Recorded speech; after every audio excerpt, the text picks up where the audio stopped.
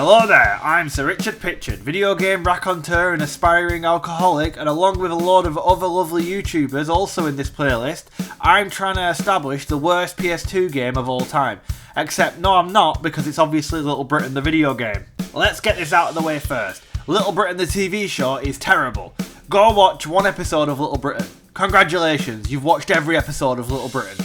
I just saved you 8 hours that you can spend doing something more enjoyable, like stapling your ballsack to a drone and flying it into the sun. The amazing thing about the video game adaptation is that it's even worse than the show. I mean, first off, just look at it. Look at it!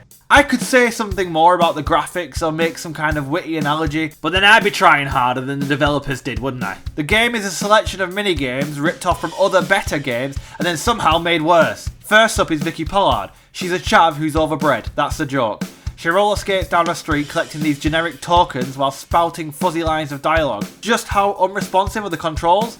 Well, imagine trying to steer a boulder down a hill by blowing at it through a paper straw. Second is Lou and Andy. He's pretending to be disabled, that's a joke. Whilst the carer's back is turned, Andy jumps from a diving board performing tricks. Is there a point to getting a high score? Is there a point to life? The universe? Anything?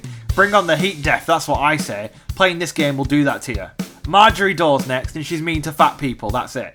It's the world's worst Pac-Man. It's slow, ugly, and instead of ghosts, it's fatties who chase you about. You have to avoid them because Marjorie would be very embarrassed to be seen cheating on a diet, you see. However, if you eat a cake, the fatties run away from you instead, and if you catch them, Marjorie tells them how fat they are and they disappear. Why? How does that make sense?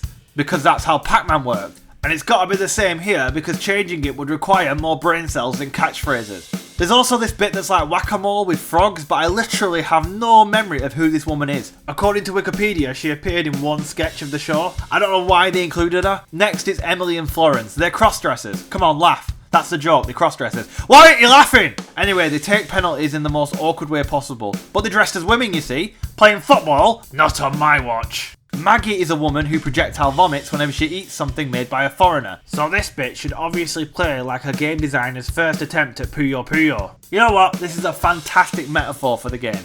Daffodil is up, you know, the only gay in the village. He rides a bike down the street collecting gay magazines, obviously, and it's basically just the same as the Vicky Pollard bit. Come on guys, you had to think of 8 different mini-games and you still failed. Thinking is hard though, let's watch Little Britain instead. Ha ha ha ha ha, gays. Finally it's Anne. She's pretending to be disabled. Wait, what? Isn't that the same as Lou and Andy? Even the show repeats itself. Anne has to run around picking up and destroying flowers whilst avoiding getting caught by either throwing flowers at her pursuers or flashing at them. Oh, you know what? I'm done. This was a bad idea. Just go away and watch the other videos in this playlist. I'm gonna go and drill a hole into my skull, drink a pint of bleach and sniff some adhesives. Then I'll give this game another go and probably be in the right mind frame to enjoy it. Bye bye!